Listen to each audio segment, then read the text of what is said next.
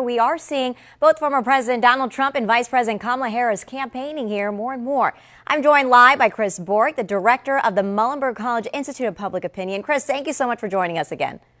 Oh, it's always my pleasure.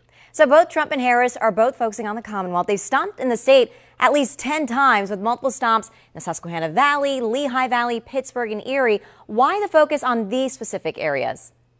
Yeah, it's pretty clear why they're in Pennsylvania. It's 19 electoral votes. It seems to be, in most models, the tipping point state. And within the Commonwealth, there are areas that are seen as the most robust in terms of getting some of those swing voters that are still out there. Places like the Lehigh Valley, the Susquehanna Valley.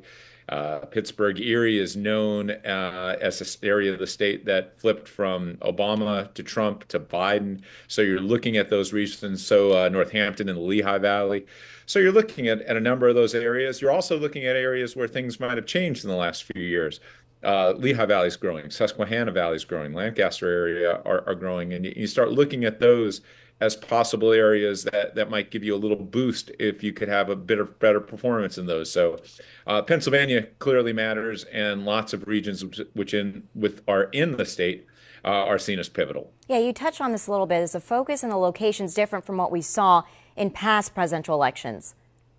Yeah, if you look back over time in Pennsylvania, there are areas that are very highly valued. The Philadelphia suburbs are almost legendary in terms of their impact on Pennsylvania politics, and candidates have put lots of attention into winning those areas. It's not that they're not important anymore, but the Philadelphia suburbs have went strongly Democratic in recent years.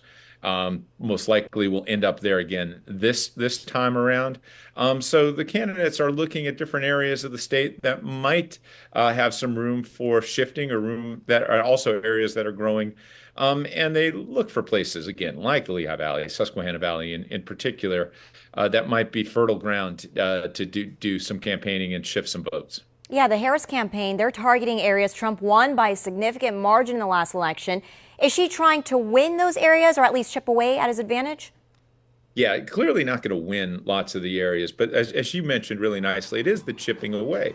So Pennsylvania's been so close. 40,000 votes in 2016 when former President Trump won, 80,000 votes when Biden won last time. That you look for any possible margins you can get, any little area that you can grow. And for Harris, making some inroads in more conservative places that, of course, President Trump is going to win and win overwhelmingly. But if you could take a few points, same with former President Trump, targeting areas like Philadelphia. And looking to make growth in those areas. He's not going to win Philadelphia by any means, but if he could change the margin and change the yield that comes out of there, it could be really impactful statewide. Yeah, really a purple region. So both Trump and Harris are trying to appeal to Latino and Black voters. What are you seeing in the polls? Are these voters undecided, or are there concerns that they won't vote on Election Day? Yeah, it's a little bit of both. But first of all, former President Trump has made headway among this group of voters, and also a growing group of voters. Latino voters in the state are the fastest growing, racial ethnic demographic.